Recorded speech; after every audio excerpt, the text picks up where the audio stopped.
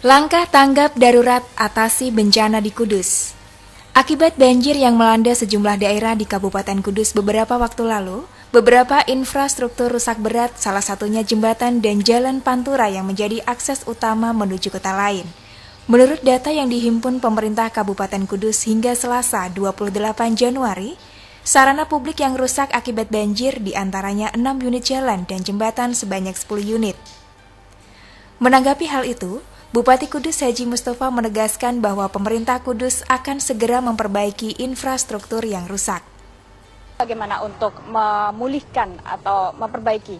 Baik, Mbak Denanda, bahwa untuk pemulihan pasca bencana banjir, khususnya untuk sarana-prasarana jalan, tentunya pemerintah daerah akan mengambil satu langkah yang tepat, yaitu pertama, pemerintah Kabupaten Kudus telah mencadangkan anggaran untuk dana bencana ini adalah sebesar 3 miliar.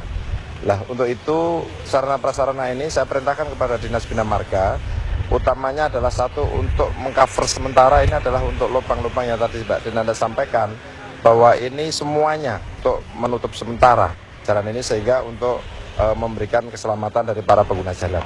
Ini yang terpenting. Perbaikan infrastruktur menjadi agenda utama Pemkab, mengingat jalan dan jembatan yang rusak akan mempengaruhi roda perekonomian masyarakat, baik warga Kudus sendiri maupun warga lain yang melintasi jalan di Kudus. Saat ini, pemerintah Kabupaten Pemkab Kudus berhasil membangun jalan darurat di jalur Pantura Tanggul Angin yang terputus akibat genangan banjir. Pembangunan jalan darurat dirasa penting karena banjir yang menggenang di sepanjang jalan Pantura cukup tinggi. Dengan metode pembuatan lapisan pondasi atas LPA berbahan batu belah bercampur pasir, Pemkab Kudus berhasil mengantisipasi kemacetan akibat banjir. Pembuatan jalan darurat menjadi agenda yang diprioritaskan karena terputusnya jalur Pantura bukan saja menyebabkan perekonomian Kudus terhambat, tetapi juga berdampak pada perekonomian di kota-kota lain.